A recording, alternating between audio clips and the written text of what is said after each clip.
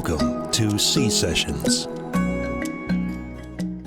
As a cancer patient advocate, I'm kind of a cancer lightning rod. People that know me, doesn't matter what kind of cancer, somebody knows they get cancer, I get a phone call or a text, and most of them are out of the area. Most of them are Spokane or Kansas, take your pick.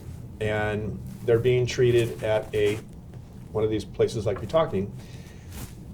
And I have my set of questions that I ask, and I always end it with, and how are you feeling about what your doctor said? And 10 times out of 10, they're not happy. And I always ask, have you gotten a second opinion? And most of the time they say, well, my doctor doesn't think I need one. And I always say, surprise. Don't walk, run. And so, do you do teledocing at all? So I'd like to know from, Karen gets a lot of the phone calls about, I would love to go there, but, it's so far and stuff. How often do you deal with that? About once a week.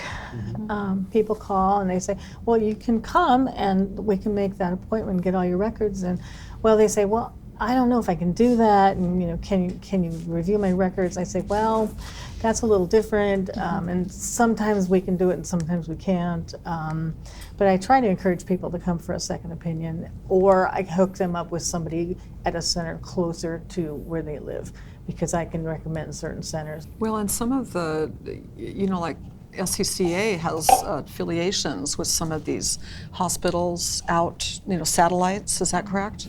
Yeah, but again,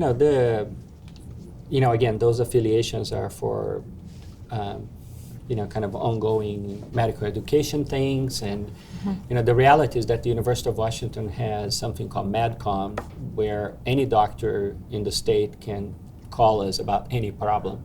And that's not oncology related. As Randy knows, I do have an administrative position at SCCA, and I think that we're going to be doing so much more in terms of telemedicine to kind of bring our knowledge, out there. Evidently you can't have an SCCA in, Eastern Washington because the volume wouldn't support that. But can we have an SCCA branch using telemedicine that if the patient wants, they can see the doctor in a big screen?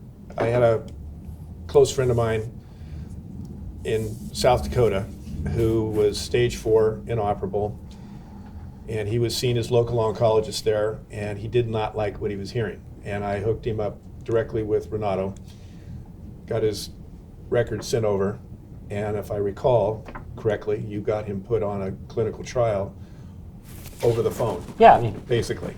Directing to And him. he lived 5 years. He passed away in November, just so you know. But he got 5 really good years.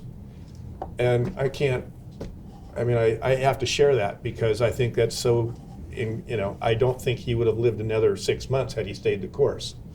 Just because of what he didn't like what he was hearing. He was an intelligent guy. And so, but again, I think this is just the importance of getting to somebody that is doing the research, that has, like you say, the clinical trials.